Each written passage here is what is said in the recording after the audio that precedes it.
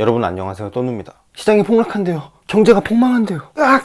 주식의 폭락, 경제의 붕괴는 과거서부터 지금까지 계속해서 이어져 왔던 가설입니다. 들어보면 다 그만한 이유가 있고 듣다 보면 그럴듯합니다. 네, 물론 시장이 당장 폭락하고 붕괴될 수 있어요. 근데 나는 뭐 경제 상황을 알고 싶은데 뭐 아는 게 있어야지. 나는 아는 게 없는 걸 그냥 그렇다고 하니까 그냥 걱정되는 거지. 그렇다면 우리가 객관적으로 시간 낭비하지 않고 보기 좋게 딱, 편하게 딱 현재 경제 상황을 알 수는 없을까요? 지난 시간에는 우리가 장단기 금리 차에 대해서 알아봤죠. 하지만 지표 하나만 보고 투자를 하기에는 불안한 것이 사실입니다. 그래서 오늘은 여러분들에게 현재 경기 상황을 알 수 있는 강력한 무기를 한 가지 더 소개해 드리려고 합니다. 세계 경기의 흐름을 연구하는 미국의 비영리 시장조사 기관인 컨퍼런스 보드의 경기 선행지수를 소개해 드리려고 합니다. 아마 처음 들어보시는 분들이 대부분일 거라고 생각을 해요. 경기 선행지수는 역발상 투자가 캠피셔가 극찬한 지표로서 매월 말 컨퍼런스 보드의 홈페이지에 무료로 공개가 되는데요. 홈페이지 접속 후 US 클릭, 이코노믹 인디케이터, 리딩 이코노믹 인덱스, 프레스 릴리스를 눌러보시면 PDF 파일로 아주 디테일한 자료들을 확인할 수 있습니다. 테크니컬 노트와 프레스 릴리스 두 개 다 다운받으세요.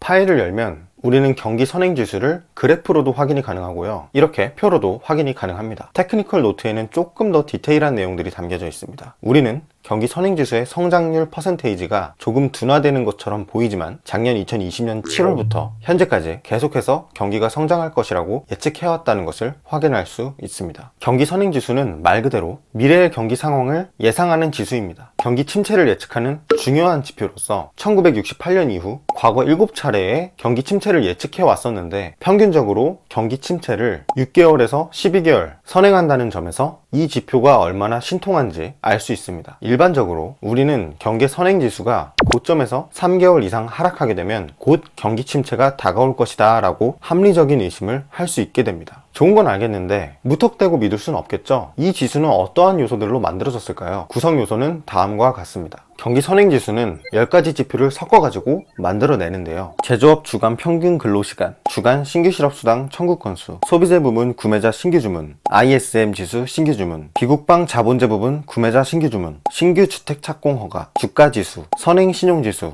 장단기 금리차, 소비자 기대 지수입니다. 우리는 지난번에 다뤘던 장단기 금리차도 포함되어 있는 것을 확인할 수 있습니다. 경기의 미래를 예측하기 위해서 이러한 지표들을 활용해서 지수를 만들어내는 거죠. 경기 선행지수를 주가와 매치해보면 우리는 경기 선행지수가 주가 폭락 전 먼저 고개를 기우는 것을 확인할 수 있습니다. 그럼 우리는 이 경기 선행지수를 활용해서 어떤 방식으로 투자 계획을 세울 수 있을까요?